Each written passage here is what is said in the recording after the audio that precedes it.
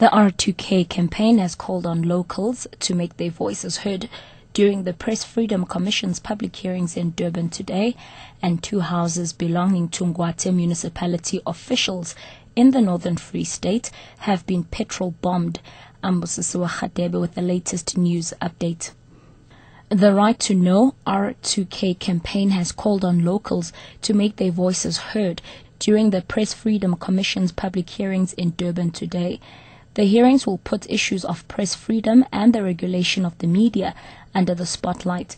The hearings run until tomorrow before moving to Bloemfontein and Johannesburg.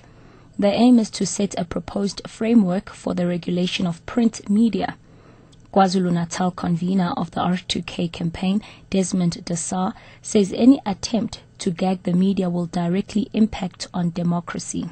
Democracy is under threat in this country, and that as ordinary South African and loving South Africans who believe in democracy, we should all get out there and participate. Or else it means that those that want to gag and want to hide corruption and other issues will get there and they will have their say. And you know what's going to happen? Things will get worse in this country. If you look at flourishing democracies all over the world, the freedom of the media is the number one credential. The media has been barred from Julius Malema's hearing at the ANC's Disciplinary Appeals Committee at Luthuli House in Johannesburg today. The hearing is believed to be well underway. Oral arguments are expected to be presented in Malema's appeal against his 5-year suspension imposed by the National Disciplinary Committee last year. The embattled ANC Youth League president is joined by 5 members of his executive in appealing against their suspensions. They were found guilty of sowing divisions within the ANC and of bringing the party into disrepute. A man has been burnt to death with petrol in a so-called necklacing at Sekgosese, north of Polokwane in Limpopo. Police say community members accused 50-year-old Enoch Ramalubela of the murder of his 14-year-old daughter, Mahlatse. Her body was found in a disused house earlier this month. Police spokesperson Ronald Otto says Ramalubela's wife was rescued just before community members could do the same to her.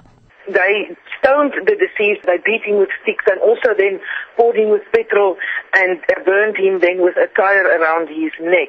His wife was also poured with petrol, but she was rescued by members of the police when they arrived on the scene after being alerted about the attack. No arrests have yet been made. Our investigations are continuing. And lastly, 2 houses belonging to Ngwathe municipality officials in the Northern Free State have been petrol bombed. Police say the house of the Director of Corporate Services was torched on Saturday, and another house belonging to a municipal employee was burnt in the early hours of this morning. The Ngwathe municipality, which includes the towns of Parys and Vredefort, has faced numerous problems, including allegations of financial mismanagement and wildcat strikes by municipal workers. Police spokesperson Masalela Langa. We don't have a suspect at this point in time, so we are investigating malicious damage to property. It's something like a petrol bomb. Somebody threw a petrol bomb at the window. Catch the latest news anytime here on Newsbreak, Option 1.